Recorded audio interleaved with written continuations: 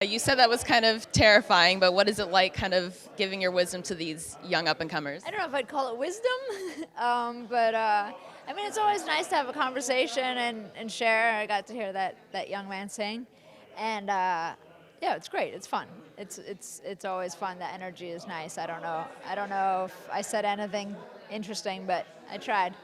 Yeah, I think you definitely did. One question that I had was kind of, what's the biggest lesson you've learned in this industry? You occupy so many different spaces as a female queer DJ. What's been the biggest lesson that you've learned in your career thus far? I think it's just to stay true to who I am and not bend or not go with any trends and just stick to, you know, I think people prefer the sets from a DJ that likes what they're playing. So it's like when EDM was huge and I would have to play some EDM songs and it was so clear that that's not where my heart was. You can tell my heart's in like old school hip hop. So when I get to play that, I'm best. And so basically do what you're best at and stay in your lane. Have you noticed maybe a certain song or a certain trend of music that gets people dancing? Is there like one song that you know is a guaranteed bop on the dance floor? I mean, yes, but I used to say it was always Michael Jackson. So you know, I don't know if that's politically correct. Seasons change.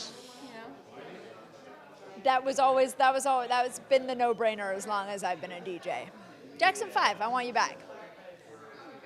Have you noticed maybe a change in reaction even as the audience grows up? I'm sure some of these guys don't even know who maybe a Tribe Called Quest or some of these people are. You know, what is that like to watch? It's funny because sometimes I'll be playing and I'll be like, do these kids even know this record? Like an old school record. And but Montel Jordan and Mace and they work still. So the classics stay good, I think. And you said that you are a basketball fan as well. Do you have a team, a player, anyone that kind of piqued your interest? I mean, sad. The bane of any New Yorker's existence. I've been a Knicks fan since I was a kid, and they haven't been great since I was a kid. So, but I love them anyway. Any reaction to Spike Lee's situation this week? Well, I think it was resolved. They said he went through the wrong door. He wasn't allowed to go through the employee's entrance or something. I mean, listen, Spike Lee is my favorite Knick, so they gotta treat him well. What are you expecting tonight? Just first time taking over Kings fans here in this building. I'm excited. I've been living on the West Coast. I've been living in LA for the last 15 years. So I'm excited to just feed off that energy. I've never done anything like this, so it should be exciting.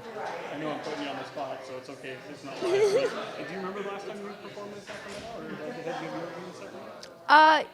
Yeah, I was here for the Democratic convention, right.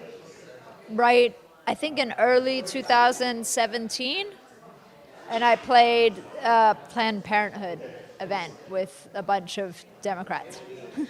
Yeah. LA was just here. My brother signed Wale. Oh, no way. That's awesome. So here you go. Mixed Mastermind. Now the stakes are high. Steve had to go on do something. I know, right? Jerk.